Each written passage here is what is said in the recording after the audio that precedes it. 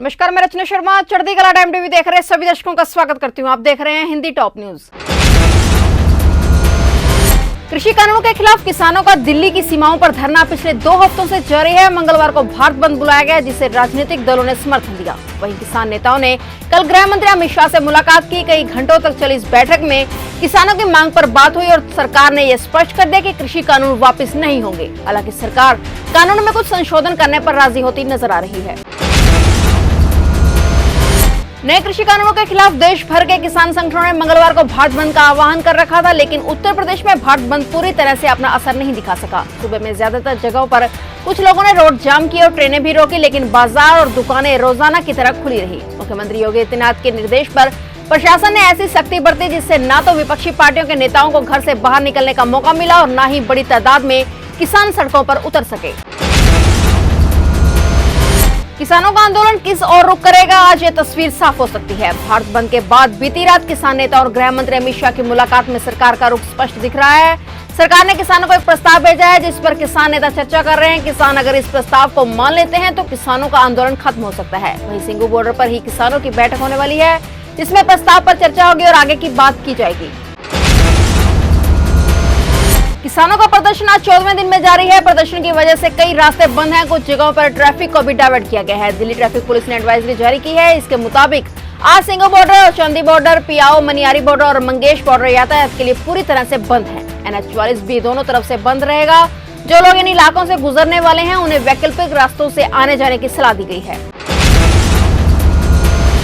किसान आंदोलन को लेकर शरद पवार समेत 5 विपक्षी नेता आज शाम राष्ट्रपति रामनाथ कोविंद से मुलाकात करने वाले हैं। राष्ट्रपति से मिलने जाने वाले नेताओं में एनसीपी अध्यक्ष शरद पवार, कांग्रेस नेता राहुल गांधी, सीपीएम नेता सीताराम येचुरी, सीपीआई महासचिव डी राजा और डीएमके नेता टी.आर. बालू शामिल हैं। राष्ट्रपति से मुलाकात से पहले पवार के घर सभी नेताओं की बैठक है। उसके बाद राष्ट्रपति भवन रवाना होने का प्रोग्राम है।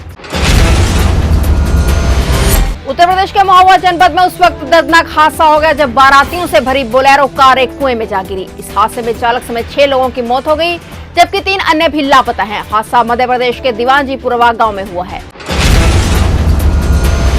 कांग्रेस अध्यक्ष सोनिया गांधी के नाम सबसे ज्यादा समय तक कांग्रेस अध्यक्ष बने रहने का रिकॉर्ड है। 20वीं सदी के आखिरी सालों में पतन के गर्त में जाती दिख रही कांग्रेस में दोबारा जान फूंककर उसे लगातार 10 साल तक देश की सत्ता में बिठाने का श्रेय उन्हें ही जाता है। भारतीय राजनीति की सफलतम बहू सोनिया गांधी का जन्मदिन है। उन्होंने अपने जीवन के 73 साल का सफर ऐसे समय में पूरा किया है जब उनकी पार्टी अपने सबसे कमजोर मुकाम पर खड़ी है। पश्चिम बंगाल विधानसभा चुनाव को लेकर बीजेपी बंगाल में आक्रामक चुनावी अभियान शुरू करने जा रही है। बीजेपी अध्यक्ष जेपी नड्डा आज यानी कि बुधवार से बंगाल में कई कार्यक्रम कर रहे हैं। नड्डा इसकी शुरुआत मुख्यमंत्री ममता बनर्जी के किले से ही कर रहे हैं। जेपी नड्डा आज ममता बनर्जी के विधानसभा क्षेत्र भवानीपुर में डोर टू डोर कैंपेन शुरू कर रहे हैं। भवानीपुर के बाद नड्डा डायमंड हार्बर जाएंगे, जो कि ममता बनर्जी के भतीजे अभिषेक बनर्जी का संसदीय क्षेत्र है।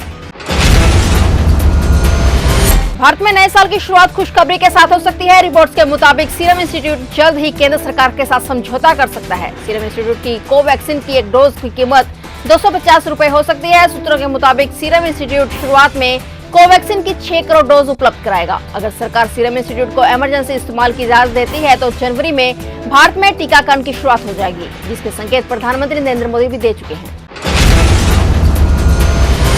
भारत में महामारी के मरीजों के ग्राफ में पिछले कुछ दिनों से लगातार गिरावट आ रही है। देश में सितंबर माह से नए मामलों में कमी आने के साथ पॉजिटिविटी रेट भी घट रहा है। आंकड़ों के मुताबिक 92 लाख से अधिक मरीज इस महामारी को मात देकर ठीक हो चुके हैं। भारत में मरीजों के ठीक होने की दर 94.59% तक पहुंच गई है, जबकि मृत्यु दर 1.45% है।